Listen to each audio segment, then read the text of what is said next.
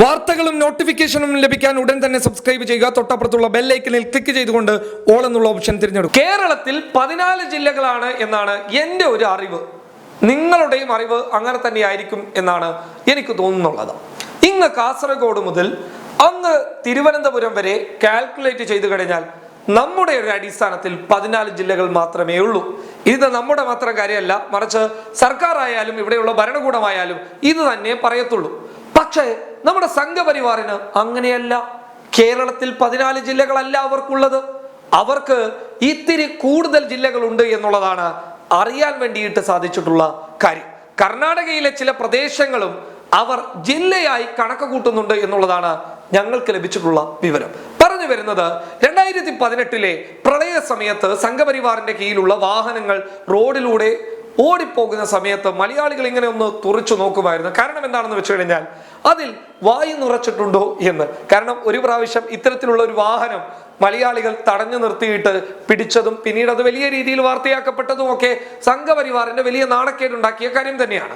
ദാ ഇപ്പോൾ അതേപോലെയുള്ള ഒരു ചിത്രം, ഇത് പുതിയ കാലത്തെ ചിത്രമാണോ ഇനി പഴയ ചിത്രമാണോ എന്നുള്ളത് ഞങ്ങൾക്കറിയില്ല.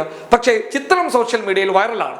വലിയ രീതിയിലുള്ള ട്രോളാണ് ഈ ചിത്രം ഏറ്റുവാങ്ങിക്കൊണ്ടിരിക്കുന്നത്. ഈ ചിത്രം എന്താണ് എന്ന് വെച്ചു കഴിഞ്ഞാൽ ഒരു വാഹനം, ഒരു ലോറി, സേവാഭാരതിയുടെ പേരിലുള്ള ലോറിയാണ് എന്നാണ് ഞങ്ങൾക്ക് ആ ചിത്രത്തിൽ നിന്ന് മനസ്സിലാകുന്നുള്ളത്. ആ ലോറിയിൽ എഴുതി വെച്ചിരിക്കുന്നത് പയ്യന്നൂർ ജില്ല എന്നുള്ളതാണ്. പയ്യന്നൂർ ജില്ലയോ? കേരളത്തിൽ അങ്ങനെ ഒരു ജില്ലയുണ്ടോ? എൻ്റെ അറിവിൽ കാസർഗോഡിന്റെ ബോർഡർ ആയിട്ടുള്ള കണ്ണൂർ ജില്ലയുടെ ഭാഗമായിട്ടുള്ള ഒരു പ്രദേശമാണ് പയ്യന്നൂർ. ആ പയ്യന്നൂർ എങ്ങനെയാണ് ജില്ലയായി മാറിയത്?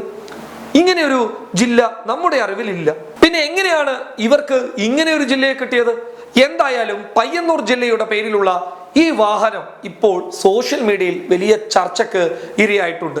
RSSന്റെ ഏതോ ഒരു പദ്ധതി പ്രകാരം പയ്യന്നൂർ ജില്ലയാണ് പോലും. പക്ഷേ മലയാളികൾക്ക് പയ്യന്നൂർ ഒരു ജില്ലയല്ല, മറിച്ച് കണ്ണൂരിന്റെ ഭാഗമായിട്ടുള്ള കാസർഗോഡിന്റെ ബോർഡർ ആയിട്ടുള്ള ഒരു പ്രദേശമാണ് മലയാളികൾക്ക് പയ്യന്നൂർ എന്ന് പറയുന്നത്. പക്ഷേ സംഘപരിവാറിന് അതല്ല. അതായത് 14 ജില്ലകൾ മാത്രമല്ല കേരളത്തിൽ ഉള്ളത് എന്നുള്ളതാണ് സംഘികളുടെ ഒരു കണക്കുകൂട്ടൽ.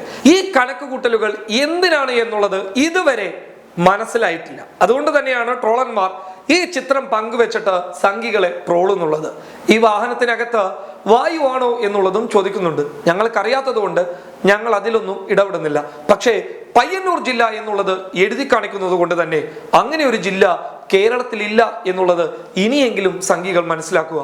ഇനി നിങ്ങളുടെ പഠനപ്രകാരം അങ്ങനെ ഒരു ജില്ലയുണ്ടോ എന്നുള്ളത് ഞങ്ങൾക്കറിയില്ല. കാരണം നിങ്ങൾക്ക് ഞങ്ങളെക്കാൾ ഇത്തിരി വിവരം കൂടുതലാണല്ലോ. News desk public Kerala.